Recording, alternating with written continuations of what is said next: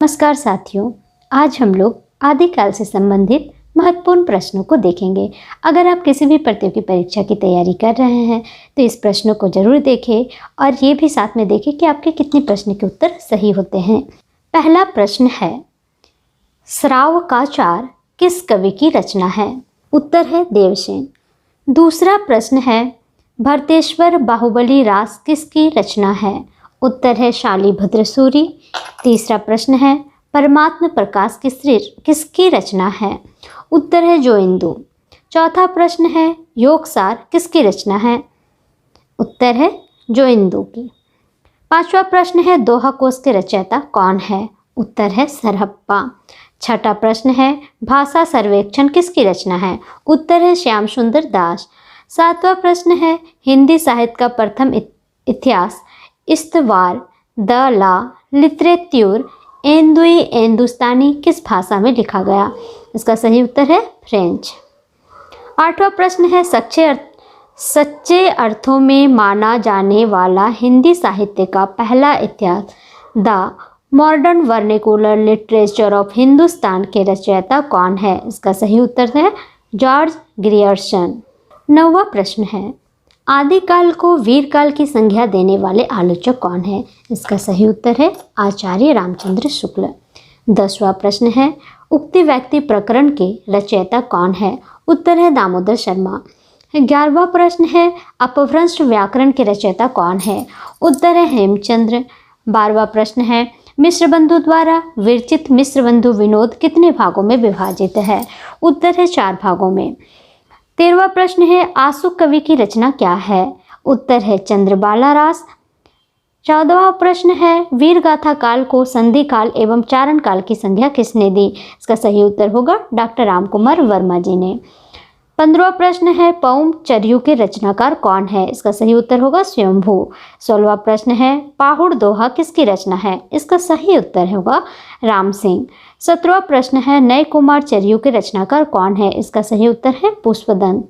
18वां प्रश्न है, जय मयंक जस चंद्रिका के रचनाकार कौन है? इसका सही उत्तर है मधुकर कवि।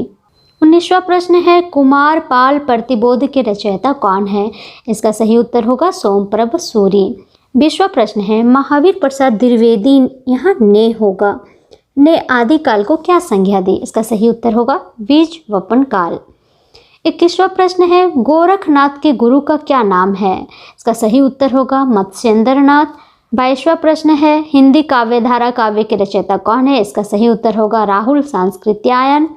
23वां प्रश्न है, ढोला मारूरा दोहा की नायिका का नाम क्या है? इसका सही उत्तर होगा मारवाणी। 24वां प्रश्न है, चर्यापद के रचयिता कौन है? इसका सही उत्तर होगा सबरप्पा। 25वां प्रश्न है, नाथों की संख्या कितनी मानी जाती है? इसका सही उत्तर है 9। 26वां प्रश्न है, सर्वाधिक चरित काव्य किस साहित्य के अंतर्गत रचे गए? इसका सही उत्तर होगा जैन साहित्य। 27 प्रश्न है, करकंड चरित के रचनाकार कौन है? इसका सही उत्तर होगा कनकामर मुनि। 28वां प्रश्न है, सहज ज्ञान के प्रवर्तक कौन माने जाते हैं? इसका सही उत्तर होगा सरप्पा। देखिए, इसमें 29 नंबर छूट गया। 29 नंबर प्रश्न मैं बाद में बना दूंगी। अब देखते हैं 30वां प्रश्न।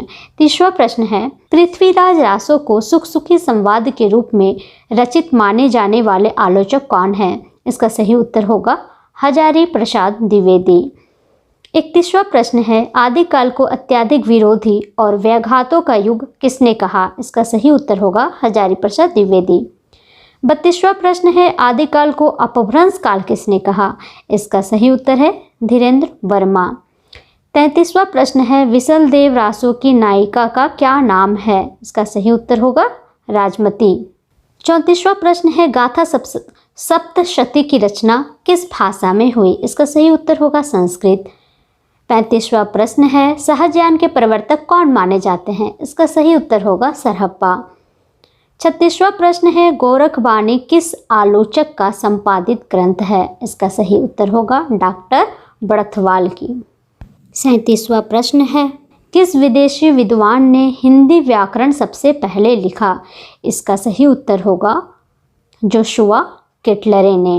38वां प्रश्न है, आचार्य रामचंद्र शुक्ल विरचित हिंदी साहित्य का इतिहास कब प्रकाशित हुआ? इसका सही उत्तर होगा सन 1929 ईस्वी में। 29वां प्रश्न है, अबधु रहिया हाटे बाटे, रूप बिरज की छाया, तजीबा काम क्रोध लोभ मोह, संसार की माया किसकी पंक्ति है? तो इसका सही उत्तर होगा गोरखनाथ की। 40वां प्रश्न है, हिंदू समाज में नीची से नीची समझी जाने वाली जाति भी अपने से नीची एक और जाति ढूंढ लेती है। इस पंक्ति के रचयिता कौन है? इसका सही उत्तर होगा हजारी प्रसाद द्विवेदी। 41 प्रश्न है, कौल ज्ञान निर्णय के रचनाकार कौन है? इसका सही उत्तर होगा मत्स्येंद्र नाथ। 42वां प्रश्न है, किस ग्रंथ में चंद्रबरदाई को छप्पयों का राजा कहा गया है? इसका सही उत्तर होगा शिव सिंह सरोज को। 43वां प्रश्न है, विशुद्ध चरितावली का लेखक कौन है? इसका सही उत्तर होगा माधव प्रसाद मिश्र। 44वां प्रश्न है, आल्हा किस ऋतु में गाया जाता है? इसका सही उत्तर होगा वर्षा ऋतु में। 45वां प्रश्न है, अपभ्रंश का मुख्य छंद क्या है? इसका सही उत्तर होगा दोहा। 46वां प्रश्न है, आदिकालीन साहित्य में वीर रस की रचनाओं में किस शैली का प्रयोग किया गया है? इसका सही उत्तर होगा डिंगल। 45वां प्रश्न है, पंच पांडव चरित रास के रचयिता कौन है? इसका सही उत्तर होगा शालिभद्र सूरी। 48वां प्रश्न है, मुकरी लिखने का सर्वप्रथम प्रयास किस कवि ने किया था? इसका सही उत्तर होगा अमीर खुसरो।